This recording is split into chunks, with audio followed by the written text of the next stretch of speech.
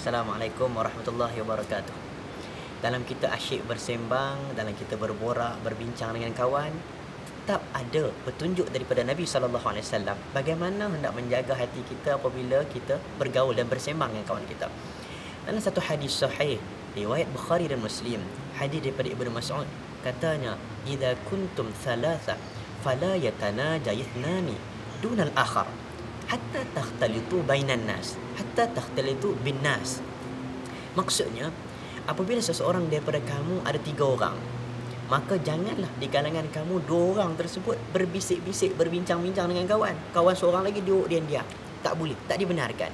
Melainkan apabila kamu berada dalam kalangan ramai, maka kamu boleh berbincang dengan kawan kamu 2 orang tersebut.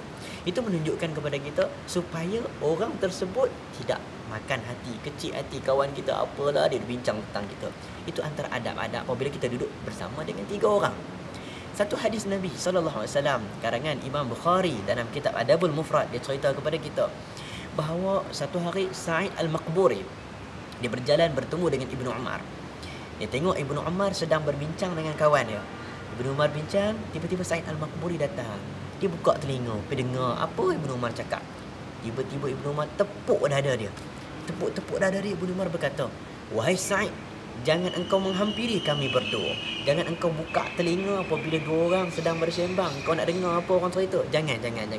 Sa'id Al-Maqburi jawab, "Ya Ibnu Umar, aku ingin dengar kod-kod, boleh jadi ada perbualan perkataan-perkataan baik daripada kamu." Ibnu Umar kata, "Tidak boleh. Jangan kamu mendengar perkataan 2 orang yang sedang berbincang. Takut-takut ada masalah yang tidak ingin diberitahu olehnya. Melainkan aku dan dia memberi izin kepada kamu untuk mendengar apa yang aku pertuturkan." Ini satu perbualan ataupun cara-cara sunnah dalam bergaul apabila kita bersembang, berbincang, yang mana Nabi SAW mengajar kita bagaimana pergaulan mengikut sunnah yang baik tanpa mengecilkan hati mana-mana pihak.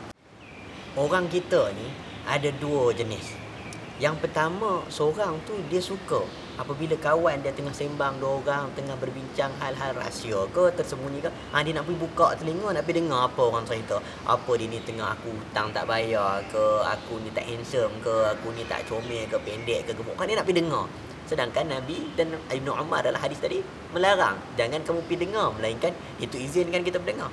Satu jenis orang pula, bila dia duduk 3 orang, yang 2 orang ni mulalah nak buka cerita. Walaupun cerita mereka berbisik 2 orang tu tak ada kaitan dengan orang ketiga, tak ke orang ketiga tadi kecil hati, dia terasalah kenapa 3 orang tak bincang dengan aku, dengan 2 orang ni bisik. Ini yang ditutup oleh Nabi. Perasaan rakan-rakan apabila kecil hati ditutup oleh awal-awal dari Nabi SAW. Jangan kamu berbincang, berbisik-bisik 2 orang kalau kamu ada dalam keadaan 3 orang. Ni orang kita kena tinggal benda ni supaya nampak harmoni kawan-kawan dan kita dalam majlis silaturahim. Kiranya kalau kita nak bagi kawan kita ataupun tak kecil hati dengan perbualan bisik kita dengan kawan kita lagi seorang tu, bukan susah pun. Pergi jauh-jauh, sembunyi, tarik dia di belakang, bincang perkara yang mana sensitif yang kita nak simpan, tak nak bagi orang dengar.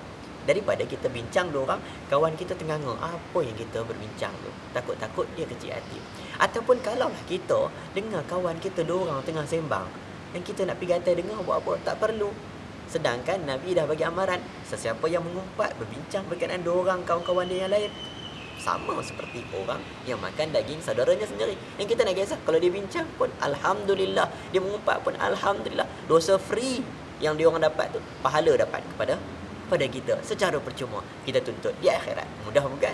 Simple, tanpa kita kecilkan hati mana-mana pihak.